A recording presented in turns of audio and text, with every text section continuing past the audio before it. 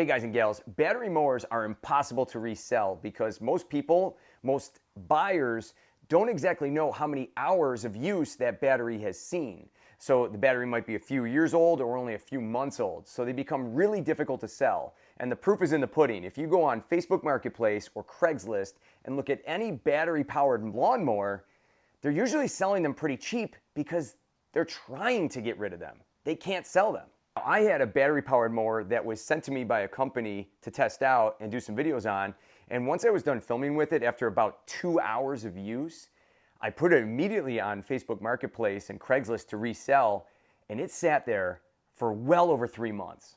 Basically what it comes down to is you'll have to wait for somebody who really has no idea about the mower to come and buy it. So here's the story. A guy came to buy that battery-powered mower, and this was after a 3-month wait. And he was the only guy that came to see it. And it was an older gentleman, and he came and checked it out, and then he said, well, can I turn it on? I said, absolutely. And then as soon as he turns it on, he takes it out onto the lawn, and he starts cutting my grass. Now, it was set to the right height for my lawn, so I was fine with it.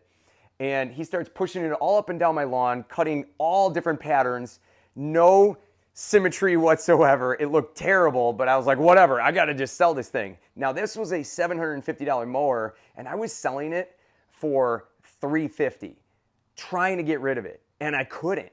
And he's pushing it up all around my lawn. And then finally, I didn't realize it, but he must have messed with the height adjuster on it, and he dropped it all the way down, and he buzzed a figure 8 into my lawn, completely ruining that section of my turf.